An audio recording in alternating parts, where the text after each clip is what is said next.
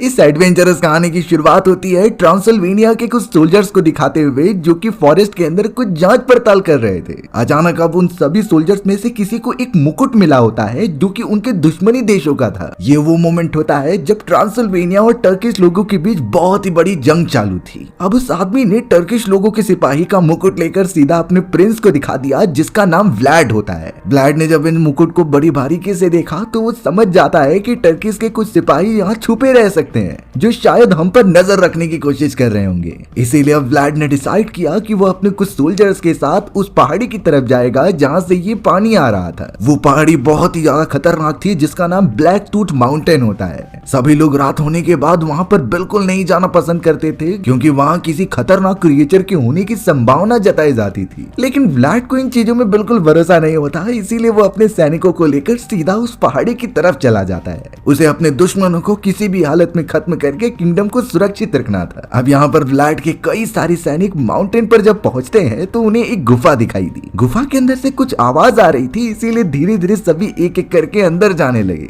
सारे सिपाही बड़ी बारीकी से देख रहे होते हैं कि ये आवाजें किस जगह से आ रही हैं। लेकिन अचानक एक सिपाही के ऊपर किसी ने हमला किया और उसे बहुत बुरी तरीके से मार दिया। बाद में व्लाड भी जब वहां देखने के लिए गया तो पता चला कि उस जगह पर एक खतरनाक क्रिएचर मौजूद है जो उसके सैनिकों को बहुत बुरी तरीके से मार रहा है। अब तक तो उस क्रिएचर ने 3 साथियों को खत्म कर दिया था। व्लाड तो उस क्रिएचर के खुद सामने आ गया और तलवार की मदद से उसे चोट पहुंचाने की कोशिश की, बट वो क्रिएचर इतना ताकतवर था कि उसने तलवार फेंक दी होती है। व्लाड जल्द से जल्द गुफा के बाहर की तरफ आ गया था जहां से रोशनी निकल रही थी। अब वो खतरनाक क्रिएचर जैसे उसके पास आता है तब वो रोशनी के करीब नहीं बढ़ पाता। व्लाड की तलवार के ऊपर जो उस क्रिएचर का खून लगा हुआ था वो रोशनी के अंदर एकदम जलने लग जाता है। यानी कि ये बात साफ थी कि ये कोई भी खतरनाक क्रिएचर हो पर ये रोशनी में नहीं आ सकता। व्लाड वहां से अब जल्द से जल्द निकल गया और अपने किंगडम में वापस आ गया। व्लाड के ऊपर बहुत बुरा हमला हुआ था और वो घायल भी हो चुका होता है और इसी रीजन की वजह से उसकी मरम पट्टी तो की जा रही थी, लेकिन उसने अपने एक विद्वान आदमी को बुला लिया। व्लाड ने उस सेवक को सारी चीजें बताई कि उस पहाड़ के ऊपर किसी खतरनाक क्रिएचर के देखे जाने की आशंका है और उसने खुद अपनी आंखों से देखकर इसे कंफर्म किया था। अब ये चीजें अच्छी तरीके से बताने के बाद वो आदमी उस क्रिएचर के बारे में एक्चुअल सच बताता है।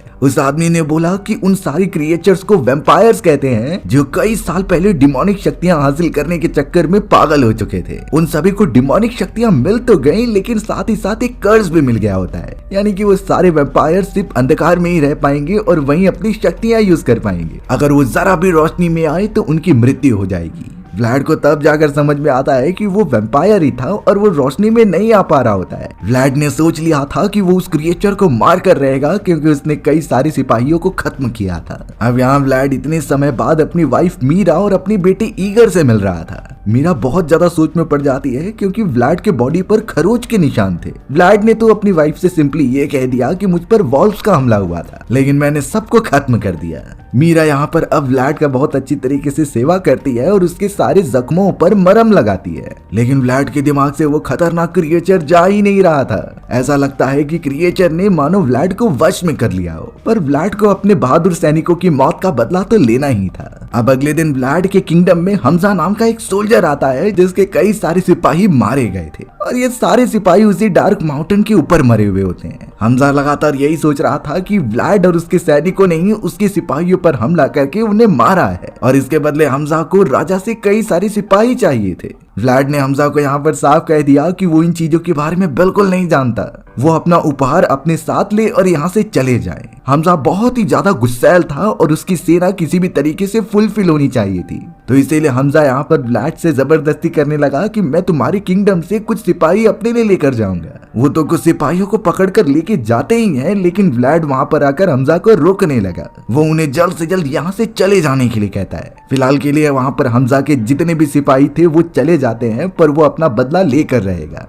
उस मोमेंट के बाद से व्लाड काफी सोच में पड़ गया क्योंकि हमजा और उसके किंगडम वाली की सेना बहुत ज्यादा है। अगर वो चाहे तो हमारे ऊपर हमला करके सब कुछ कब्जे में ले सकते हैं। और उसे अब अपनी फैमिली के बारे में भी बहुत ज्यादा फिक्र होने लगी थी कि उसकी वाइफ और उसके बेटे की जान कहीं खतरे में ना पड़ जाए। मीरा तो अपने हस्बैंड को साफ कहती है कि तुम चाहे कुछ भी करो लेकिन हमारे बेटे ईगर को कुछ नहीं होना चाहिए। व्लाड तो अब अगले दिन चला गया था हमजा और उसके सभी साथियों से बात करने के लिए, क्योंकि आपस में समझौता होना बहुत ही ज्यादा जरूरी था। जहां उन दोनों किंगडम्स के बीच तनाव का माहौल हुआ तो वो दोनों एक दूसरे से लड़ाई करने लगेंगे और इस वक्त यहाँ पर व्लाड लड़ाई के मूड में बिल्कुल भी नहीं था। व्लाड तो अब अपने दुश्मन किंगडम के राजा से बात करने लगा था कि हमें एक दूसरे का साथ देना चाहिए और आगे बढ़ना चाहिए, लेकिन अब उनके दुश्मनों के राजा ने ये डिसाइड कर लिया था कि व्लाड के किंगडम से हमें 1000 सिपाही चाहिए। इन सिपाहियों को वो अच्छी तरीके से ट्रेनिंग देकर अपनी सेना बढ़ाएंगे, जिससे कि आगे चलकर वो पूरे कॉन्टिनेंट पर कब्जा कर सके। व्लाड तो उनसे एकदम शांति से बात कर रहा था, लेकिन वो दुश्मन देश वाले बिल्कुल नहीं समझना चाहते थे। उस टर्किश के बुरे राजा ने तो ये भी कहा कि उन सारे 1000 लोगों में से तुम्हारा बेटा ईगर भी शामिल है। व्लाड जब ये बात सुनता है तो वो बहुत ही ज्यादा गुस्सा हो गया, क्योंकि वो अपने बेटे को कुछ नहीं होने दे सकता था। वो तुरंत ही वहां से निकलता है और अपनी वाइफ और अपने बेटे की प्रोटेक्शन करता है। व्लाड ने तो टर्किश के कई सारे सिपाहियों को बुरी तरीके से मार दिया था, क्योंकि ये सिपाही उसके बेटे ईगर को पकड़ने आए होते हैं। व्लाड ये बिल्कुल नहीं चाहेगा कि उसके किंगडम का कोई भी इंसान या फिर उसका बेटा टर्किश वालों के किंगडम में जाकर उनकी गुलामी करे। व्लाड ने तो अब उन सारे सिपाहियों को बुरी तरीके से मार तो दिया होता है, लेकिन अब उसके किंगडम के कुछ लोग बोल रहे थे कि आपने बहुत बड़ी गलती कर दी। अगर ये सारी बातें हमजा को पता चल गई तो वो हम पर हमला करने जरूर आएगा, यानी अब हमारा किंगडम बहुत ही ज्यादा खतरे में है। व्लाड अपनी मायूस वाइफ और अपने बेटे को किसी भी हालत में बचाना चाहता था और किंगडम की प्रोटेक्शन करना चाहता था, इसीलिए अब वो सभी को वापस किंगडम जाने के लिए कहता है। पर अब व्लाड अपने घोड़े में बैठकर सीधा चला आया उस डार्क माउंटेन की तरफ। उसे एक ही रास्ता दिख रहा था अपने आप को पावरफुल बनके उन सारे दुश्मन देशों से लड़ने का।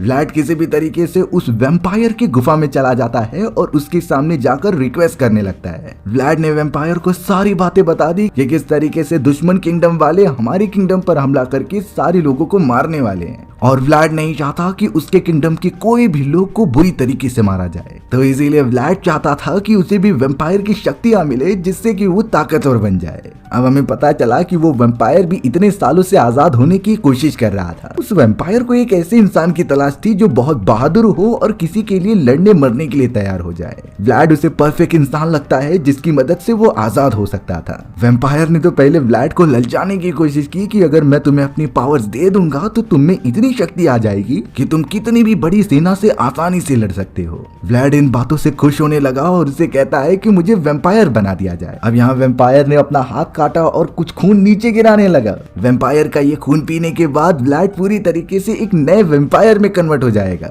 लेकिन ये करने से पहले वैम्पायर उसे एक चेतावनी देता है। उसने व्लाड से कहा कि तुम ये खून पी के वैम्पायर तो बन जाओगे, लेकिन अगर तुमने 3 दिन के अंदर अंदर खुद को कंट्रोल कर लिया तो चौथे दिन तुम वापस से नॉर्मल हो जाओगे। लेकिन अगर ऐसा होता है तो व्लाड हमेशा हमेशा के लिए वैम्पायर में कन्वर्ट रहेगा और इस वाले व्लाड को मुक्ति मिल जाएगी, जिससे कि वो अपनी जिंदगी आसानी से जी सकता था। व्लाड को सारी बातें मंजूर थी, क्योंकि यहाँ उसके किंगडम बहुत ही मुश्किल में होते हैं, तो उसे बचाने के लिए वो कुछ भी करेगा। व्लाड ने जल्द से जल्द अब उस वैम्पायर का खून पी लिया होता है। धीरे धीरे अब व्लाड कन्वर्ट होने लगा था वैम्पायर के अंदर और वो ठीक से कंट्रोल भी नहीं कर पाता। उसके बॉडी में चेंजेस लगातार आ रहे थे और वो उसी मोमेंट पर बेहोश हो गया। थोड़े समय के बाद व्लाड की आंख खुलती है और वो अपने आप को फॉरेस्ट के अंदर पा रहा था। व्लाड तो यहाँ पर अपने बॉडी के अंदर कई सारे चेंजेस देखता है, जैसे कि वो बहुत ही तेज भागने लगा था। उसके अंदर तो सुपर ह्यूमन स्टेमिना आ चुका होता है, जिससे वो मुक्का मारकर किसी को भी तोड़ सकता था। ऊपर से व्लाड तो कई सारे चमगादड़ों को कंट्रोल कर पा रहा होता है, जिससे वो किसके ऊपर भी हमला कर सकता था। चमगादड़ों की मदद से हवा में उड़ना और ऊंचे ऊंचे पेड़ों पर चढ़ जाना, ये तो व्लाड को चौंकाने वाला लग रहा था। और इन्हीं चीजों की वजह से व्लाड बहुत जल्दी अपने किंगडम में पहुंच जाता है। लेकिन उसने देखा कि टर्किश के कई सारी सेना उनकी तरफ बढ़ रही है हमला करने के लिए। उनके अंदर तो कई हजार सोल्जर्स थे जो पूरी तरीके से ट्रांसिल्वेनिया के किंगडम को डिस्ट्रॉय करना चाहते हैं। लेकिन अब व्लाड अकेला उन सभी सोल्जर्स के सामने आ जाता है और अपने नए वैम्पायर्स की पावर की मदद से सभी को मारने लगता है। उसे तो तलवार चलाना भी बहुत अच्छी तरीके से आ गया था और उन्हीं सोल्जर्स के वेपन का यूज करके वो उन्हें मारने लगा। इतने सारे सोल्जर से घिरे होने के बावजूद भी वैम्पायर जैसी ताकत उसके अंदर आई थी और व्लाड तो अकेला ही उन्हें डोमिनेट कर रहा था। सभी सैनिक ये देखकर एकदम चौंक गए कि इसके अंदर ऐसी कौन सी पावर्स आ चुकी है। एक साथ हमला करने पर भी कोई व्लाड को टच नहीं कर पाता और अब थोड़े समय के बाद व्लाड ने अकेले ही उन सारे सोल्जर्स को मार दिया होता है। पूरे सोल्जर्स की डेड बॉडी वहां पर पड़ी हुई थी और व्लाड को खरोच तक नहीं आई होती। व्लाड के कई सारे किंगडम वाले खुश होकर उसके सामने आते हैं और नहीं समझ पाते कि इन्हें किसने मारा। व्लाड अब वहां पर आकर सभी से यही कहता है कि कोई मुझसे कुछ नहीं पूछेगा। फिलहाल के लिए अच्छी बात यह है कि हम सभी सेफ हैं और हमें आगे की प्लानिंग करनी पड़ेगी। इस मोमेंट पर किंगडम वालों को बिल्कुल अंदाजा नहीं था कि व्लाड के अंदर वैम्पायर की शक्तियां हैं। वहीं दूसरी तरफ हमें हमजा नाम का वही एम्परर दिखाया जाता है जिन्हें जब ये बात पता चली कि उनकी हजारों सेनाएं पूरी तरीके से मारी गई हैं जब वो ट्रांसिल्वेनिया के ऊपर हमला कर रहे थे, तो हमजा बहुत ही ज्यादा शॉक हो जाता है। उसने ये तक नहीं सोचा कि व्लाड की सेना तो इतनी है भी नहीं, फिर भी वो कैसे उसे हरा सकते हैं। हमजा ने तो अब लाख सैनिकों को भेज दिया ताकि वो ट्रांसिल्वेनिया और व्लाड को पूरी तरीके से खत्म करके उस पे कब्जा कर ले। हमजा किसी भी हालत में इस पूरी दुनिया का राजा बनना चाहता था। व्लाड ने तो उन सारे सैनिकों को बहुत बुरी तरीके से लटका दिया था जिसे कि हमजा और उसके सभी सैनिक बहुत ही ज्यादा देखकर डर जाते हैं। इसीलिए हमजा और उसके कई सारे लाख सैनिक निकल पड़ते हैं ट्रांसिल्वेनिया की तरफ जहां वो किंगडम को पूरी तरीके से खत्म करेंगे। अब यहाँ किंगडम के अंदर व्लाड के राज के बारे में उसकी वाइफ मीरा को पता चल गया था। मीरा काफी ज्यादा शॉक हो जाती है कि आखिर उसने अपने साथ क्या कर लिया, लेकिन व्लाड यही कहता है कि तुम्हें ज्यादा टेंशन लेने की कोई जरूरत नहीं, सिर्फ अब 2 दिन बचे हुए हैं और अगर इस 2 दिन में उसने किसी का भी खून पिया नहीं तो वो नॉर्मल एकदम इंसान बन जाएगा। अब यहाँ व्लाड को जरा भी खून पीने की मन ना करे, इसीलिए वो सभी को यहाँ से दूर जाने के लिए कहता है। व्लाड ने अपने कुछ सैनिकों और अपने वाइफ बच्चों को एक चर्च में जाकर रहने के लिए कहा जहाँ पर वो दुश्मनों से सुरक्षित भी रहेंगी और कुछ समय बाद व्लाड भी वहाँ पर आ जाएगा। इस सिचुएशन को मीरा समझ जाती है और व्लाड द्वारा बताए गए सारी चीजें कंटिन्यू करती है। वो सभी चर्च की तरफ जाने के लिए निकल पड़े थे, लेकिन व्लाड उनके साथ नहीं आता क्योंकि ये दिन का समय होता है और वैम्पायर्स दिन में नहीं निकलते। धीरे धीरे करके रात हो चुकी थी। जब व्लाड के सारे सोल्जर्स उसकी वाइफ और बच्चों को लेकर चर्च की तरफ बढ़ ही रहे थे तो अचानक उनके ऊपर दुश्मन देशों का हमला हो गया। वो सभी देश सोल्जर्स को मारने लगे क्योंकि उनकी क्वांटिटी बहुत ज्यादा होती है। व्लाड की वाइफ और उसके बच्चे की जान बहुत खतरे में थी, लेकिन कुछ देर में एंट्री होती है व्लाड की जो बहुत ही फास्ट स्पीड में वहां पर पहुंच गया था। उसने तो अपने चमगादड़ों की पावर्स यूज की और वैम्पायर्स की खतरनाक शक्ति उससे दुश्मनों को मारने लगा। यहाँ कोई भी सिपाही उसके सामने टिक नहीं पाता।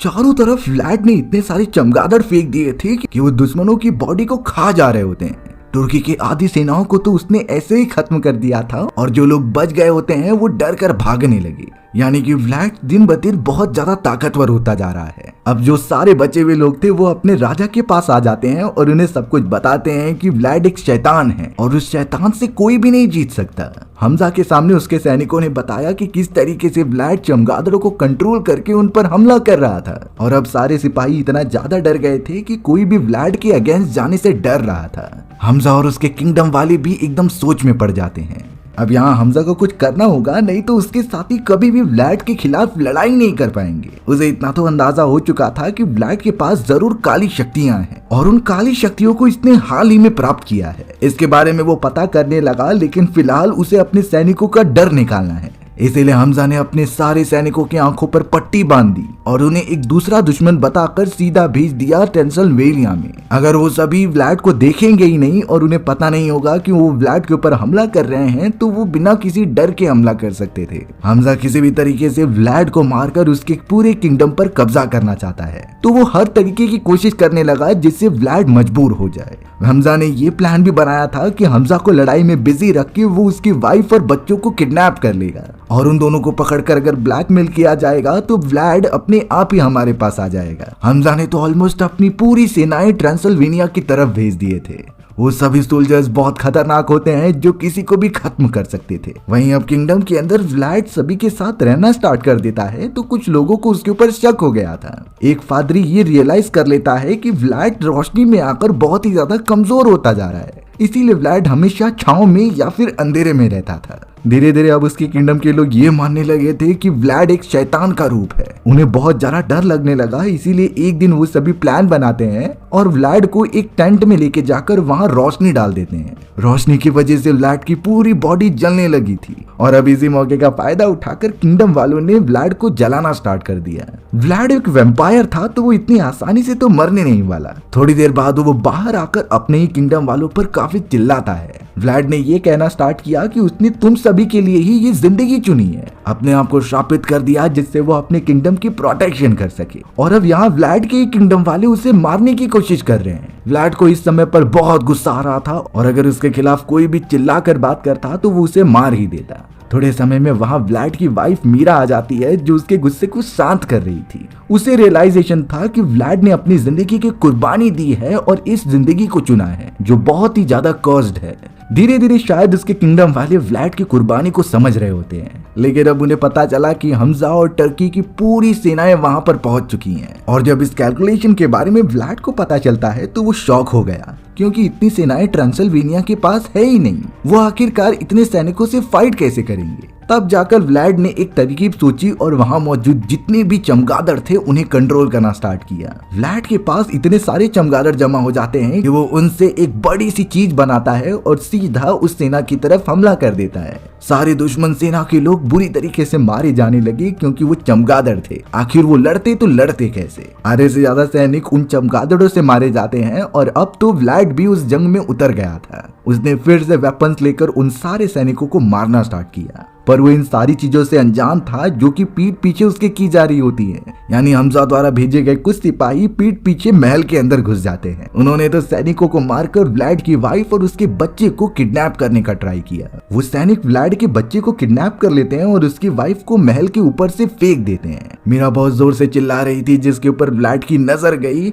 और वो तुरंत ही अपने वेम्पायर्स की पावर का यूज करके अपनी वाइफ को बचाने के लिए आगे बढ़ा। व्लाड ने बहुत ज्यादा कोशिश की अपनी वाइफ को बचाने के लिए, लेकिन वो नीचे गिरकर बहुत बुरी तरीके से घायल हो जाती है। मीरा तो अब यहाँ पर मरने के कगार पर आ चुकी थी। व्लाड बहुत ही ज्यादा रो रहा होता है, लेकिन उसकी वाइफ ने कहा कि तुम मेरा खून पी जाओ, क्योंकि इससे व्लाड की शक्तियां हमेशा के लिए हो जाएंगी और वो एक वेम्पायर बना रहेगा। उसकी वाइफ इसीलिए कह रही थी क्योंकि दुश्मनों के हाथ में उनका बच्चा है और उसकी प्रोटेक्शन करना व्लाड का फर्ज बनता है। व्लाड के पास अगर वेम्पायर की शक्तियां हमेशा रहेंगी तो वो अपने किंगडम के साथ साथ सभी को भी प्रोटेक्ट कर पाएगा। बहुत ज्यादा सोचने के बाद आखिरकार व्लाड ने डिसीजन ले लिया था और अपनी वाइफ के कहने पर उसका खून पीने लगता है। खून पीते ही व्लाड हमेशा हमेशा के लिए वेम्पायर बन चुका था। उसके पास कई सारी शक्तियां आ जाती हैं जो पहले नहीं थी। वहीं दूसरी तरफ हमें उस गुफा में असली वाले वेम्पायर को दिखाया जा रहा था जिसकी डील अब पूरी हो चुकी होती है, यानी वो हमेशा के लिए आजाद हो जाएगा और अब वो वेम्पायर भी नहीं रहा।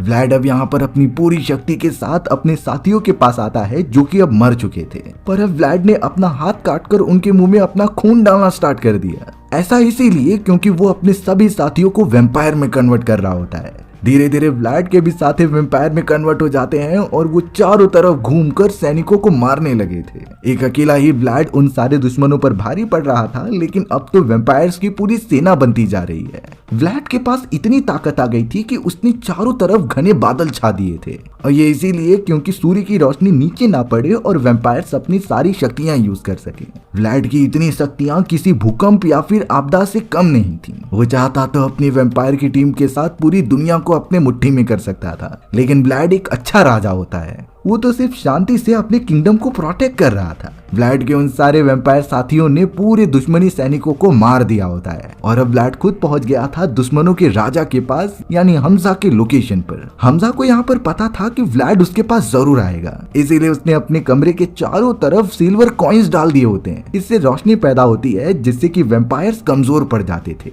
व्लाड जब उन सिल्वर के ऊपर चढ़ने लगा तो उसकी शक्तियां सच में कम हो जाती हैं और यहाँ से स्टार्ट होता है व्लाड और हमजा के बीच एक बहुत ही बड़ा युद्ध। दोनों तलवारबाजी में एकदम औसम थे और उनके बीच एक फाइट चालू हो गई। हमजा तो यहाँ पर थोड़े समय तक व्लाड को टक्कर देता है, लेकिन व्लाड ने बहुत ही ज्यादा चालाकी से उसे मार ही दिया था। अब राजा के खत्म होने के कारण प्रजा किसी के कंट्रोल में नहीं थी। व्लाड जब यहाँ अपने बेटे को बचाने के लिए बाहर आता है तो पता चला कि कई सारे सैनिक ऐसे भी हैं जो अपने राजा व्लाड से बोल रहे थे कि अब कोई भी सैनिक बचा नहीं है, लेकिन अब हम तुम्हारे बेटे को खाना चाहते हैं क्योंकि वो बहुत कमजोर है। व्लाड अपने बेटे ईगर को पीछे छुपा लेता है। तब जाकर उसे रियलाइज हो रहा था कि उसने ही गलती की है इतने सैनिकों को वैम्पायर में कन्वर्ट करके।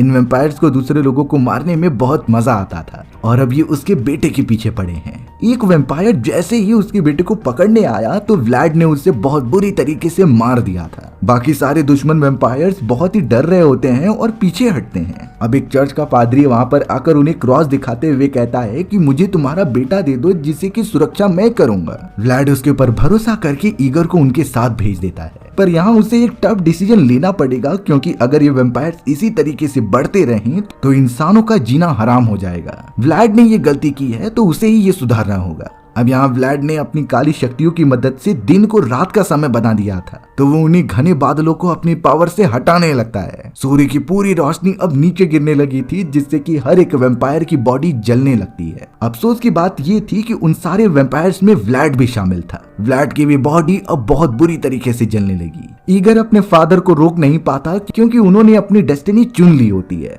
ईगर रोते रहता है और सारे वैम्पायर्स वहीं मर जाते हैं। कुछ समय के बाद ईगर को ही ट्रांसल्वेनिया का नया राजा बना दिया गया था। सारे किंगडम के डिसीजंस अब ईगर ही लेगा और आगे चलकर अपने किंगडम को नया बनाएगा और आगे चलकर अपने किंगडम की प्रोटेक्शन करेगा। हमें अब दिखाया गया कि वही फादर सीधा व्लाड के पास आता है जिसकी बॉडी जल चुकी थी, लेकिन उसने अपना थोड़ा सा खून व्लाड के मुंह में डाला। ऐसा करते ही व्लाड सांसें लेने लगता है और वो वापस से जिंदा हो गया था। हमारी भी ये कहानी यहीं पर खत्म हो जाती है। सो व्यूअर्स, आपको ये स्टोरी कैसी लगी कमेंट सेक्शन में बताना भूलना मत। और अगर आपको मेरा एक्सप्लेनेशन 1% भी अच्छा लगा होगा ना तो वीडियो को लाइक एंड चैनल को सब्सक्राइब जरूर कर देना। मिलते हैं इसी तरीके की मजेदार वीडियोस में, तब तक के लिए बाय बाय।